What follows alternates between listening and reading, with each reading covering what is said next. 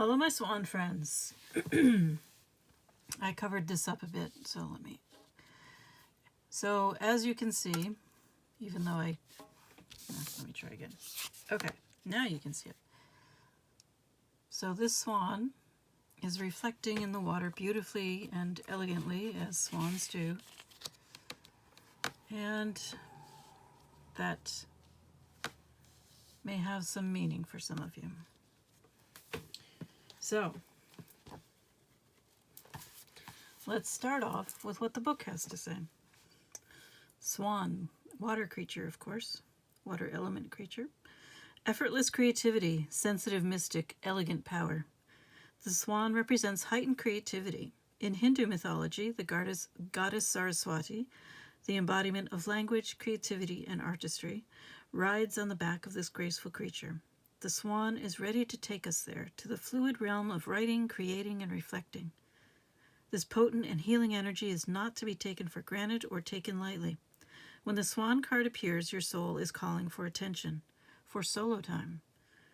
An inner voice is waiting to be heard, an inner vision likely to be revealed. When in balance, infinite creative power. When out of balance, agitated, snippy, lacking vision. To bring into balance, solo time and writing. So this is obvious connotations in our modern society to, or references to, twin flames or mirror connections, mirror souls, however you care to put it.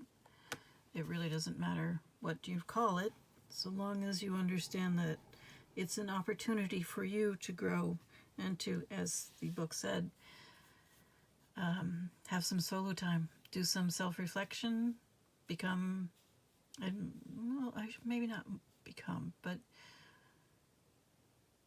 work more with your creativity, perhaps. These are inspiring connections, very inspiring.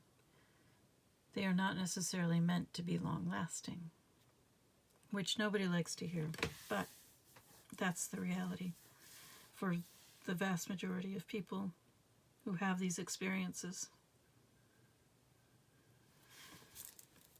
And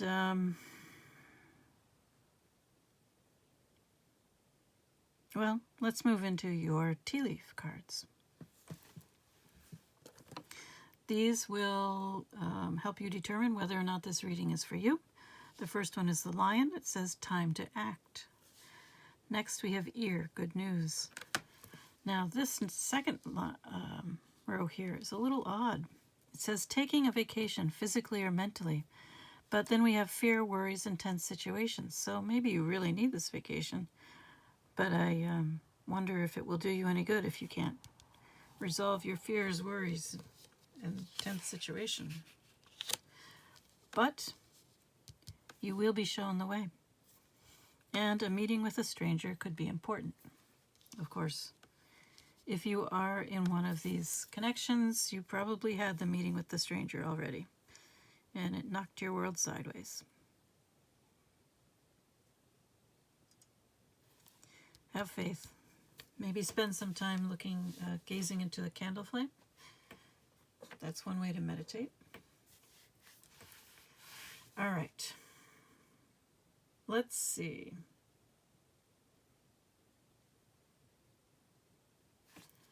I just feel like there's a lot coming out of this reading already.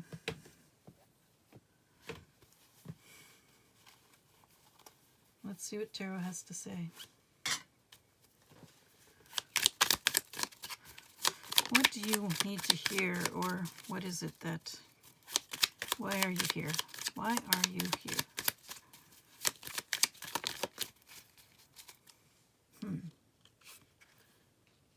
You have the world in reverse.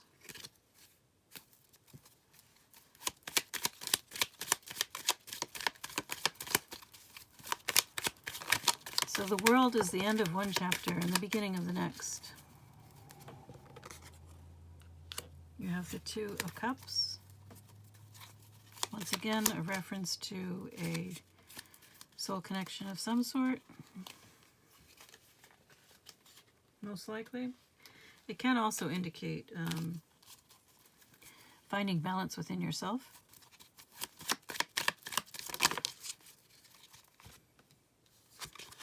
We have a King of Swords.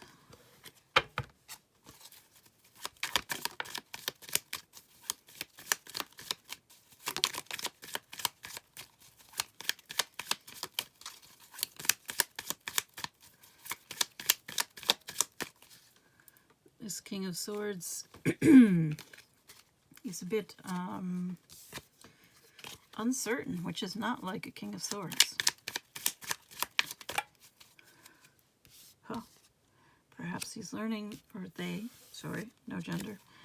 Perhaps they're learning to surrender.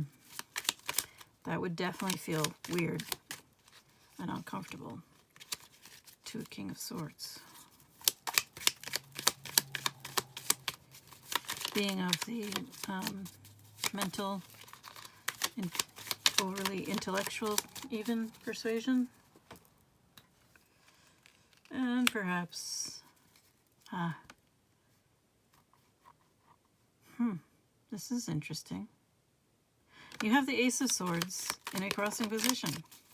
So the Ace of Swords is about an epiphany, a breakthrough.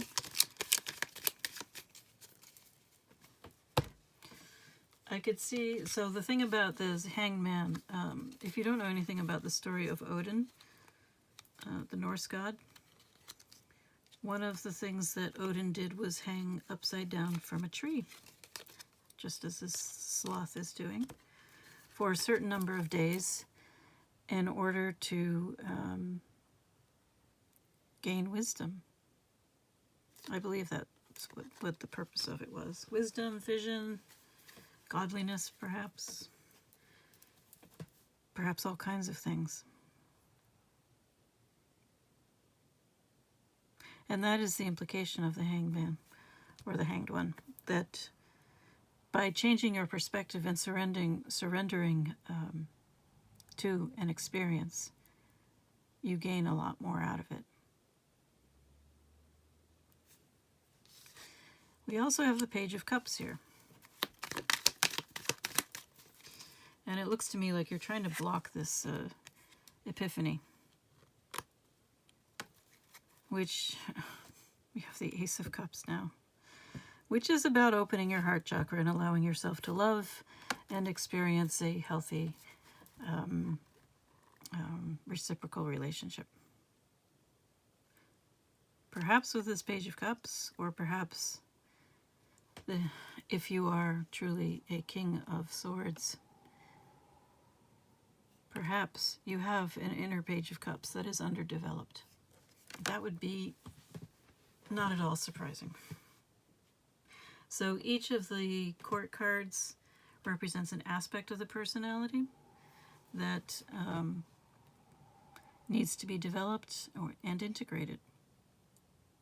The Page of Cups is, of course, tender, heartfelt, easily hurt, perhaps, still learning to navigate emotions and to understand others.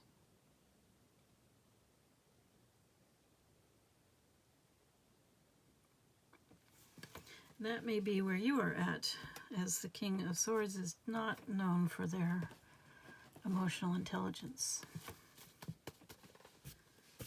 Okay.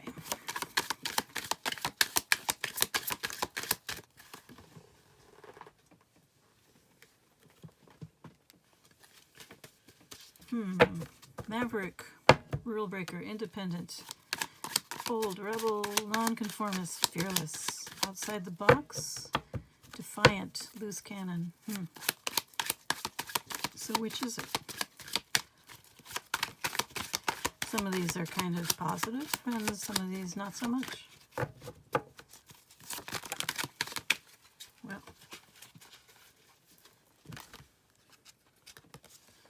we have North Star, inner guidance. And we have Ring. Agreement, pact, cycles, promise, karma, closure, circle of trust, committed, contracts, partnership, reaping what you sow. So this can definitely be the cycle of karma.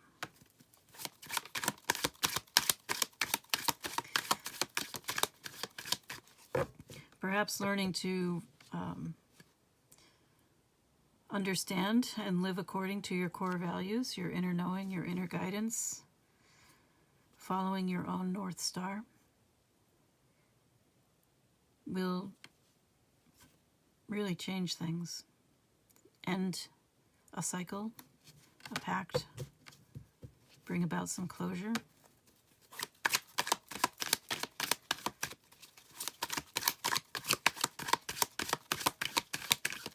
But it could easily be perceived as wildly out of character or just plain crazy, depending on how you lived your life before.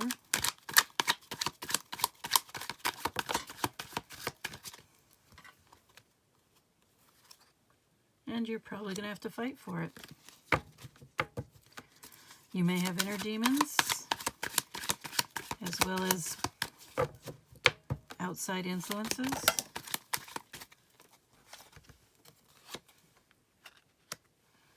Careful aim. Stay on target. Shoot straight. Implement a strategy. Focus. I'm really getting focus here the most, honestly. With this,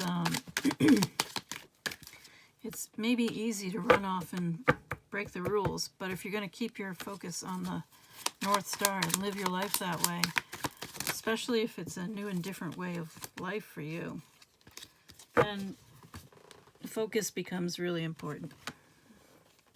Because if you don't focus, you could end up off track again. So, misleading information, misguide, diversion tactic. Is that within or without? What do you need to know about this red herring?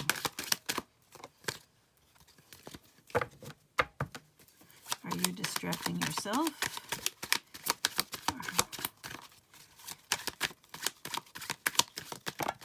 I mean, ultimately, you are the one who chooses whether or not to do something.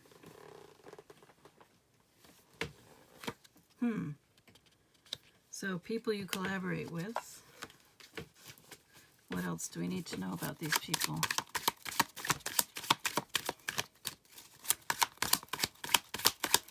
It says support group.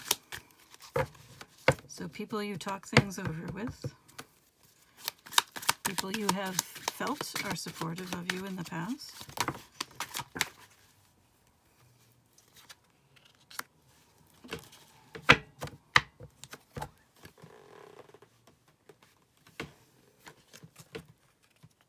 And I think you're concealing your magical self from them, which I understand. If this is something new to you or something that is not acceptable to your peer group, to your support group, they can still be good to be around, but maybe they don't need to hear everything that's going on in your life.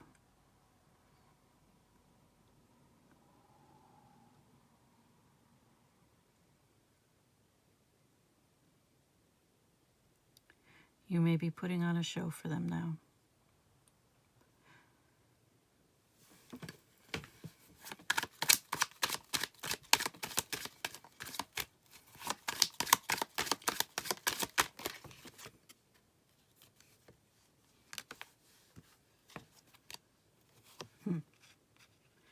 Once again, we have a problem solver card. The crow and the raccoon are both problem solvers. And yes, there's transformation, change, restless, arrive, depart, move, renovate.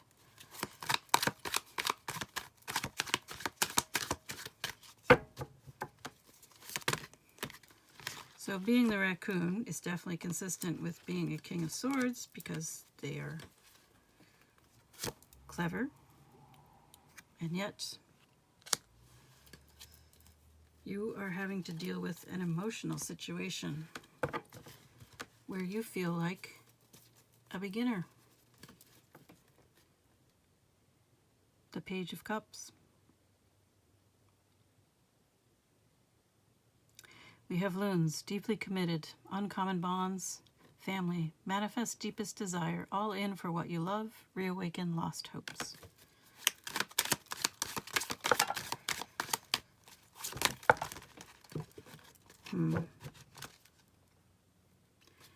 Beaver. Things work against you, but persistence pays off. So whatever this is, don't expect it to be easy. It's, all right.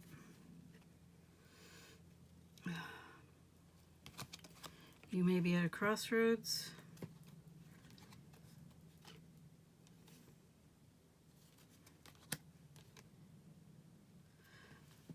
You're being called to be innovative, to do things differently than you've done before. This could be you, this could be the person on your mind.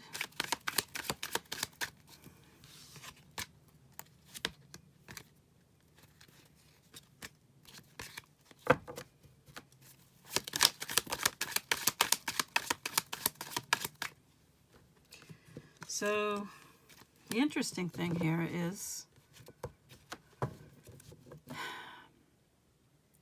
there are two man cards in this deck, which I didn't really realize. One of them is showing a black man, the other is showing a white man. And both of them have shown themselves to me. For whatever that means to you.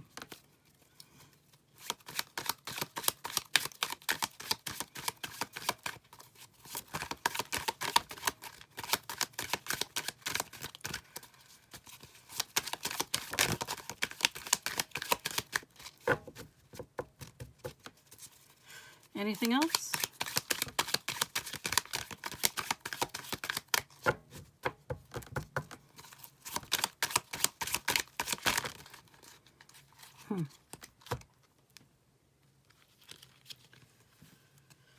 We have self-discovery, illumination, soul spark. So you've been on quite a journey to the self here, I think. And yes, this mirror connection may have brought it about, but it's not the end. It's not the end point. The growth continues no matter what happens.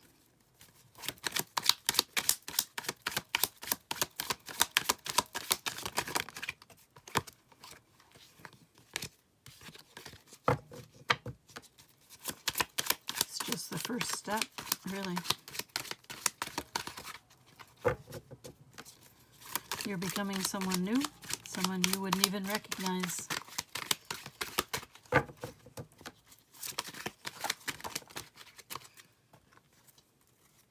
See?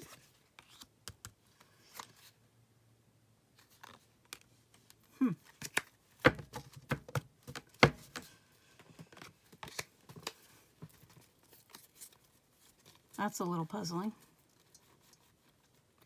Are you starting a new job, perhaps? A new source of income? Something creative, perhaps?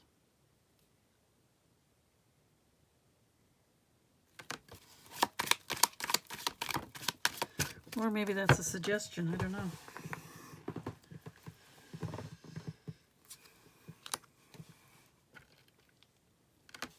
Well, artistic is on this moon card as well, so that's interesting. Perhaps fantasy? Something in the fantasy field? That's certainly the large interest of many people.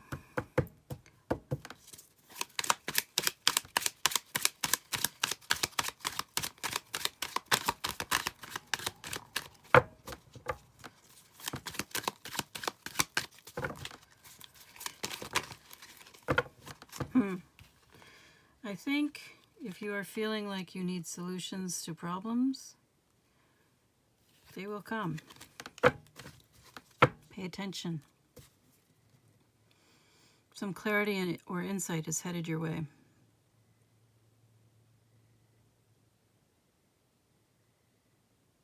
So, all in all, a good reading. Perhaps not an easy reading or an easy... It doesn't describe an easy experience, but there's been a lot of growth for you. Ooh, at least I think there has been.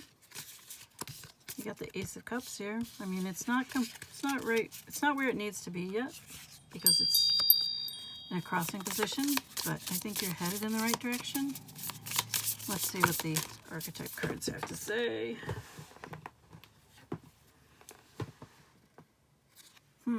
Alethea.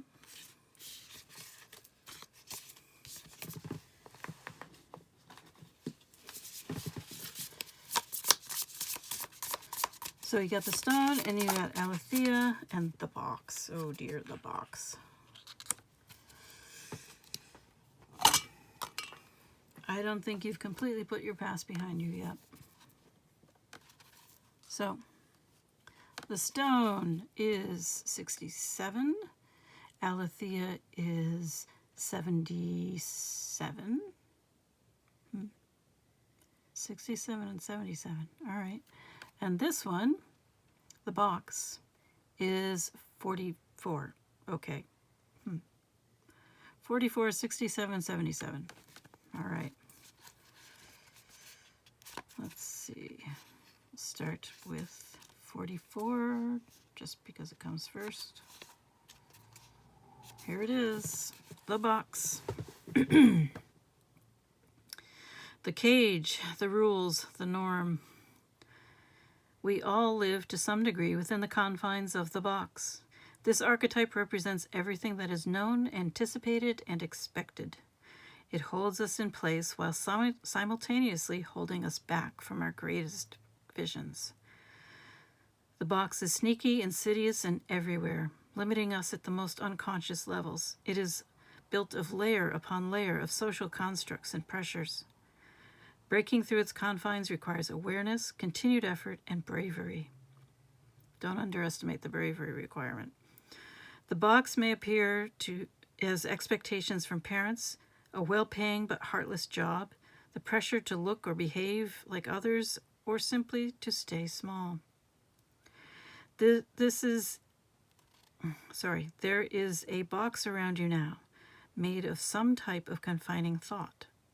What is it? The box shifts and morphs as we grow. This is part of its multi-layered nature. Once you break through one layer, another will present itself to you. Keep going, break through. An exquisite life requires it.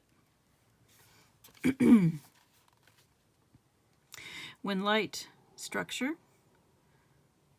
order, coherence, logic, very King of Swords things.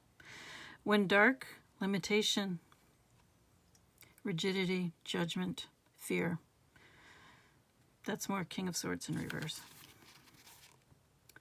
Okay. Moving outside of the box is exhilarating and expansive, but destabilizing. Others will wonder what you are doing and why. You will too.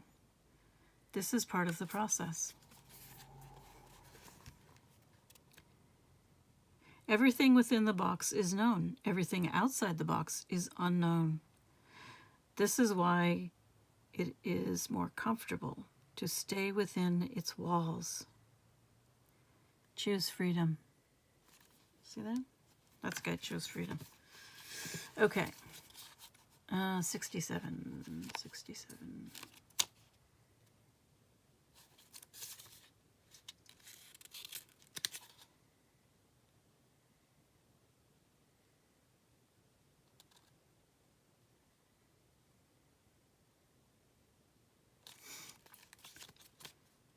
There it is. The stone. The eternal, the anchor, the rock. As an archetypal object, the stone holds psychic and literal weight.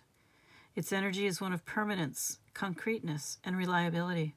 The stone's ability to transform is nearly imperceptible to us, as it changes ever so slowly over countless human lifespans. A single stone may see thousands of generations come and go. Therefore, it contains an ancient and eternal presence. The stone is best used to anchor our wild side, so no matter how far we roam.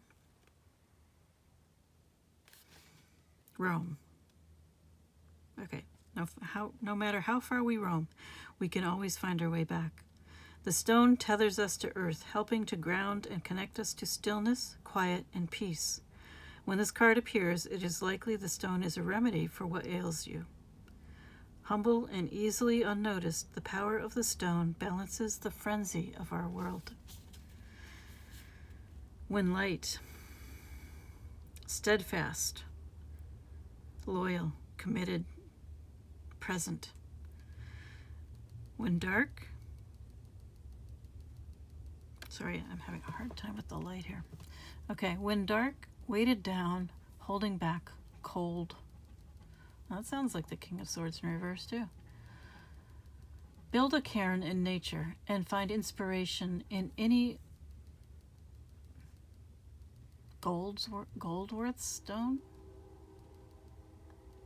In Andy Goldworth's stone egg forms. I don't know who Andy Goldsworthy, sorry. I don't know Andy Goldsworthy, so I don't know what that's about. You'll have to Google it. In Jewish mourning traditions, stones are left at graves rather than flowers. Sit with this vision for a moment and see what unfolds. Okay, 77.